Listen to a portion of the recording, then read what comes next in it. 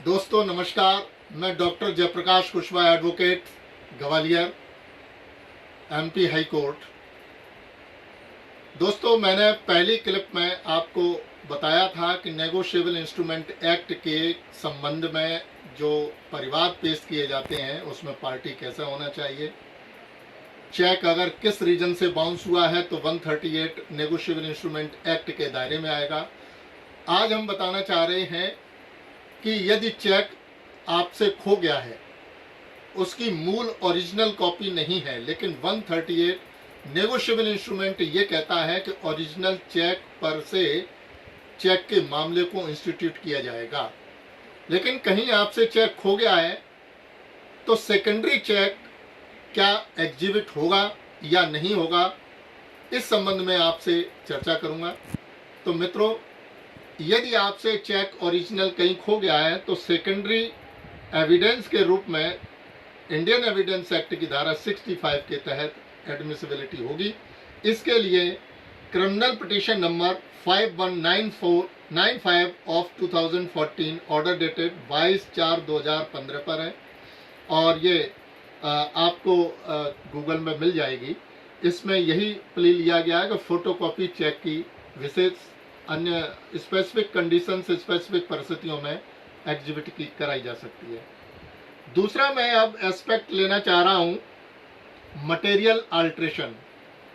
Check पर अगर over writing है और उस पर इनिशियल जो चेक फर्निश किया गया है, जिस व्यक्ति के द्वारा फर्निश किया गया, उस पर उसके इनिशियल सिग्नेचर नहीं है और मटेरियल अल्ट्रेशन वाले चेक को यदि बाउंस करा के नेगोशिएबल इंस्ट्रूमेंट एक्ट के प्रावधानों के अंतर्गत कंप्लेंट न्यायालय में पेश की जाती है तो फिर इसके बाद यदि अनावेदक भले ही अपनी कंसेंट दे कि मटेरियल अल्ट्रेशन है, ये मेरी राइटिंग में है, तो भी मान्य नहीं है, एडमिसिबिलिटी नहीं है।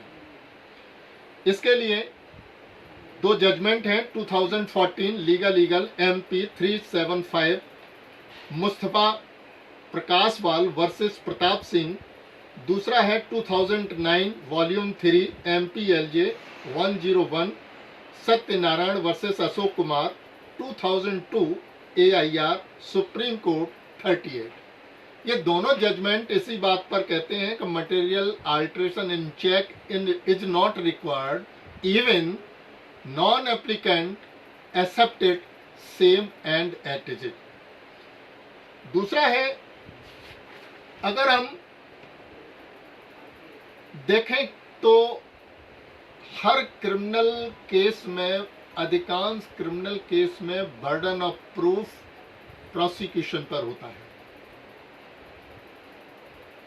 आप देखेंगे जहां 7 इयर्स के अंतर्गत दहेज के कारण दहेज मृत्यु हुई है या 306 का अवेटमेंट फॉर सुसाइड है, वहां पर बर्डन ऑफ प्रूफ प्रोसिक्यूशन से हटके एक्यूज्ड के ऊपर शिफ्ट हो जाता है। उसी तरह नेगोशिएबल इंस्ट्रूमेंट एक्ट में बर्डन ऑफ प्रूफ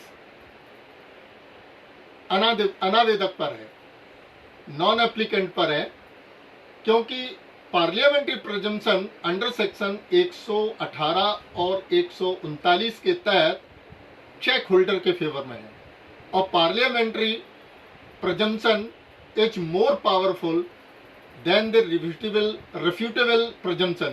आप यद्यपि ये रिफ्यूटेबल है, लेकिन इतना रिफ्यूटेबल है आपको किसी सॉलिड ग्राउंड के द्वारा इस प्रिजम्पशन को तोड़ना पड़ेगा, अन्यथा शक या डाउट पैदा करने से यह प्रिजम्पशन शिफ्ट नहीं होगा। इसके संबंध में केस है 2016 लीगल इलाहाबाद 1981 उमाशंकर मिश्रा वर्सेस ओम प्रकाश शुक्ला। दूसरा है 2001 volume 8 supreme court cases page 458 KN Veena versus Muniyappa and others. Much more important ये रिगार्डिंग दिस मैटर, प्रिजम्पशन कैसे होगा, प्रिजम्पशन कैसे रिफ्यूट करेंगे। प्रिजम्पशन पार्लियामेंट्री प्रिजम्पशन है, शैल और मे इन दोनों का अच्छी तरह से विवेचना की गई है। यदि आप ये गूगल से निकालेंगे या किसी जर्नल से निकालेंगे और पूरा होलसेल जजमेंट पढ़ेंगे तो इसके कंसेप्ट आपको एकदम क्लियर हो जाएंगे। दूसरा है Hitendra P Dalal versus Vaidyanath Banerjee 2001 volume 6 supreme court cases page 16 and relevant para 22।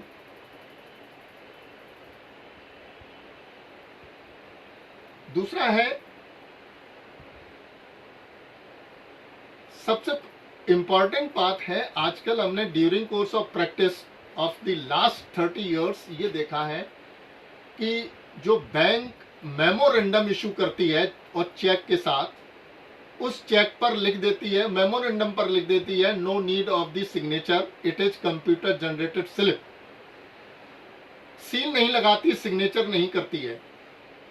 उस मेमोरेंडम के आधार पर से यदि complaint before the competent court of law पेश की जाती है और यदि आपत्ति ये ली जाती है that is not furnished by the relevant bank, तो ऐसी दशा में पूरा आपका कंप्लेंट धराशायी हो जाएगी, मेंटेनेबिलिटी नहीं होगी, क्योंकि इस संबंध में सुप्रीम कोर्ट का बहुत इंपॉर्टेंट जजमेंट है Narayan Dilidas Sahu versus MS Agarwal construction 12/12/2017 का ये जजमेंट है।